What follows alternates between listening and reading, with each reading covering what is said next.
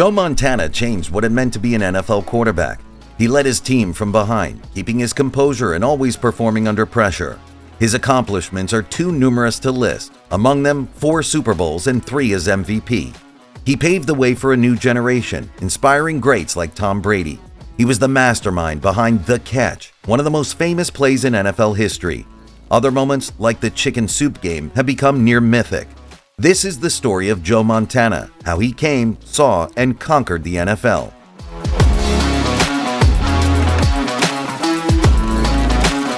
In the early 1980s, the Dallas Cowboys were the dominant kings of the NFC Championship for almost a decade. But that all changed with Joe Montana taking the helm for the San Francisco 49ers. Joe had learned football as a child. His father, lying about Joe's age, got him enrolled in a junior league a year early. This training would be invaluable later in his teens.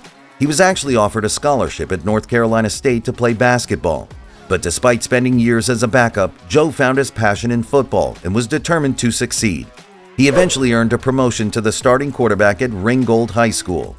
His ability to perform under pressure, throwing clutch touchdowns in the final seconds of games, piqued the interest of scouts from Notre Dame, who offered him a scholarship. Faced with a choice between basketball and football, there was no doubt in Joe's mind. He wanted to play football. In college, he took Notre Dame to win the 1977 NCAA National Championship, but he made a name for himself 2 years later when he played a match against the Houston Cougars. During much of the match, Montana was off the field with a severe bout of the flu. He was suffering from hypothermia, being administered an IV drip of warm fluids, fed chicken soup, and wrapped in blankets. Medical staff raced to get him back on the field. When he finally emerged from the locker room in the third quarter, he helped Notre Dame score 23 points in the final 15 minutes to steal the win by a single point. This extraordinary tale became known as the chicken soup game and was one of the most clutch moments in football history. This solidified Montana with a legendary status at Notre Dame, but despite that, he was not at the top of the 1979 NFL Draft. He wasn't selected until the 82nd pick and was the third-round choice for San Francisco. Scouts worried about his lackluster results on strength and athletic tests, but he assured the 49ers they had made the best decision in their franchise history, and he would eventually show them why.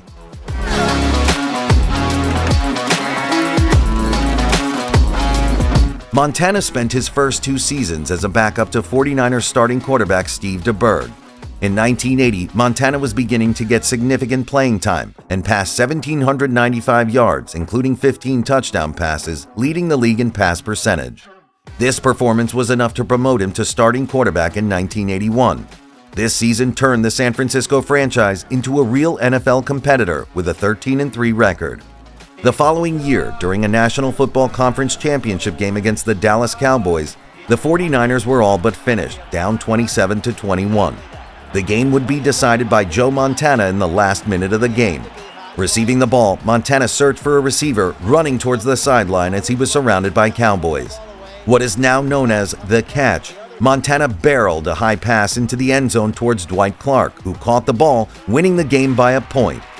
The play has become one of the most famous in NFL history for the clutch play itself, as well as what happened after, which put the 49ers into the Super Bowl for the first time, where they faced the Cincinnati Bengals. Montana completed 14 out of 22 passes, helping the 49ers win 26-21 over the Cincinnati Bengals, and was awarded the most valuable player of the Super Bowl. 2 years later, in 1984, Montana was once again instrumental in taking the 49ers to the NFC Championship game, twice bringing the team back in the final quarter. And in 1984, the 49ers beat an undefeated Miami Dolphins team to win their second Super Bowl ring. Montana by now had the reputation as the best clutch quarterback, a man who remained cool-headed and calm under pressure. This earned him the nickname Joe Cool. Other quarterbacks may have been stronger, more athletic, or able to throw longer distances, but Joe Montana's ability to remain composed was unmatched. This was a superpower in a position where split-second decision-making was the difference between finding a pass and wasting precious possessions. This is why Montana's been ranked the greatest clutch quarterback of all time, and the conditions he faced put him head and shoulders above any modern quarterback.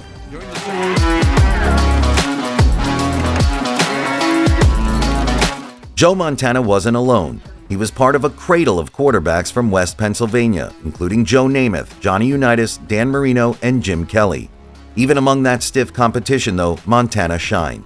At Super Bowl 19, Montana broke the record for yards thrown with 357 yards.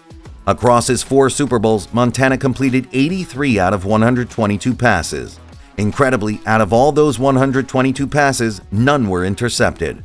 Comparisons to modern-day quarterbacks don't hold up. Montana thrived in a completely different era. For one thing, this strategic position is more protected by defensive players than ever before. Montana was under pressure in a way that modern-day quarterbacks have never experienced. New regulations have changed the sport too. Helmet-to-helmet contact with force is now banned because of the high risk of injury, especially since evidence has mounted on players' long-term health. A 2023 study found evidence of chronic traumatic encephalopathy, or CTE, in 345 out of 376 former NFL players, causing memory loss and mental health problems, contributing to early deaths.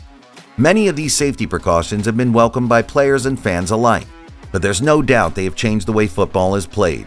Receivers in the era of Joe Montana had to fight harder and more dangerously with their opponents to get their hands on the ball. It makes the achievements of players like Montana that much more impressive. During a 15-year career that was interrupted by injury and shortened seasons, Joe Montana still managed to throw over 40,000 yards. Joe was also a huge motivator for his team. Even when the 49ers were at their lowest point, like in a 1989 game against the Eagles, where they had conceded 8 sacks. The offensive line was virtually non-existent, and Montana himself was copying much of the punishment, taking strong hits. Despite taking a battering, Montana wasn't upset. He instead took it as an opportunity to remind his teammates how much he trusted them.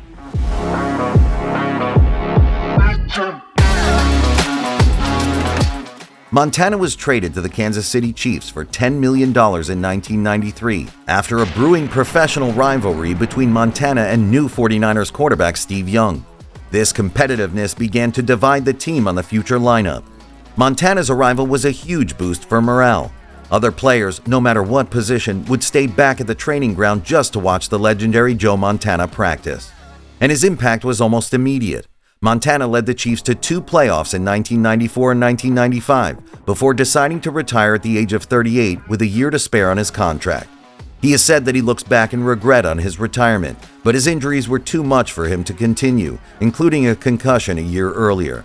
Keep going, because when you quit, believe me, you regret it. No matter, I quit because of injuries. Fittingly, his retirement was announced in San Francisco, which was broadcast live and included speeches from other NFL legends, interviews with former teammates, and highlights from his illustrious career. The year that Joe Montana retired from professional football, Tom Brady was enrolling as a freshman in college. Brady had worn a number 16 jersey growing up, idolizing Joe Montana and the way he played the game. Brady's father had taken a 4-year-old Tom along to the 1981 match at Candlestick Park, where Joe Montana completed the catch. Tom Brady would grow up to eventually surpass many of his hero's achievements. After only being the 199th pick in the 2000 NFL Draft, he went on to prove himself, taking the New England Patriots to win the Super Bowl in his second year, stepping in for an injured Drew Bledsoe.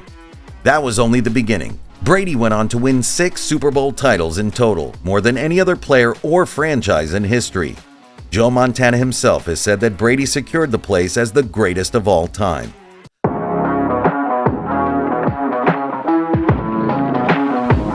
In his post-playing life, Montana's retreated to country life, where he owns horses and runs a vineyard in Knights Valley.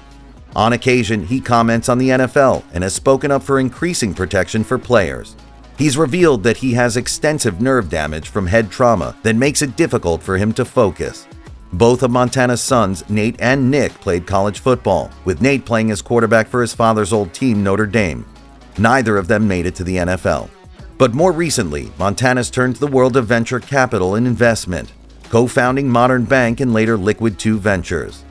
Though away from the football field now, since he entered the world of finance, there's no doubt that listening to pitches and making high-pressure judgment calls is well within the expertise of Joe Cool.